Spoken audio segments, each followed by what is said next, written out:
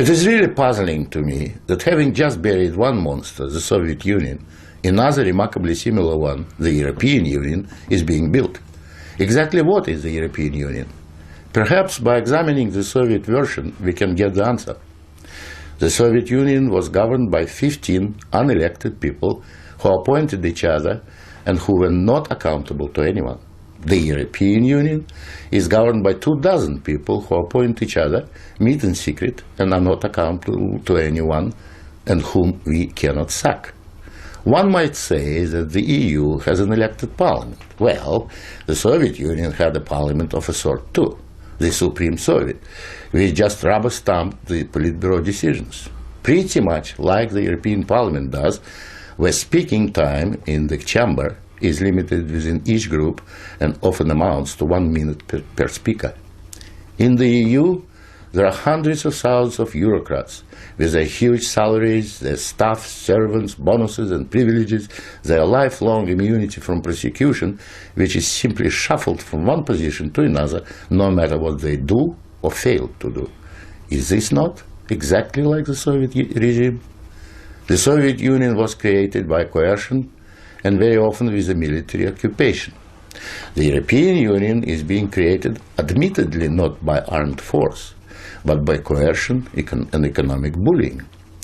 In order to continue to exist, the Soviet Union spread itself further and further. The moment it stopped spreading, it started collapsing. And I suspect the same is true of the European Union.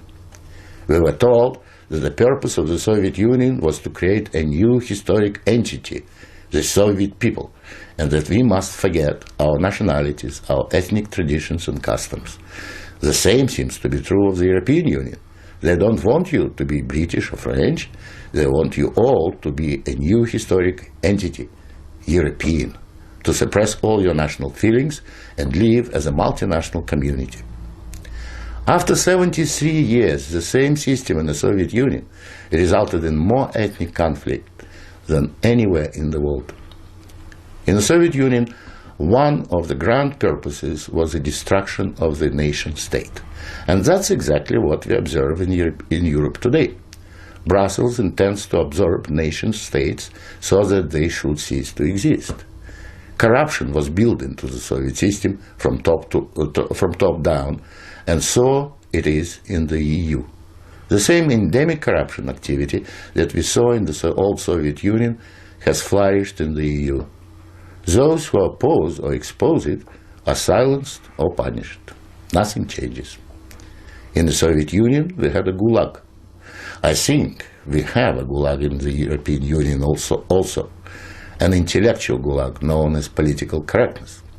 When anyone tries to speak their mind on questions of race or gender, or if their views differ from those approved, they will be ostracized. This is the beginning of the gulag, the beginning of your loss of freedom. In the Soviet Union, they told us we needed a federal state to avoid war. In the European Union, they are telling you exactly the same thing. In short, the same ideology underpins both systems. The EU is an old Soviet model presented in Western guise. But again, like the Soviet Union, the European Union has within itself the seeds of its own demise.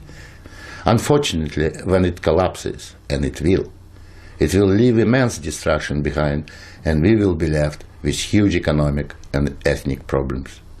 The old Soviet system was incapable of reform, so is the European Union. But there is an alternative to being ruled by those 24 self-appointed officials in Brussels.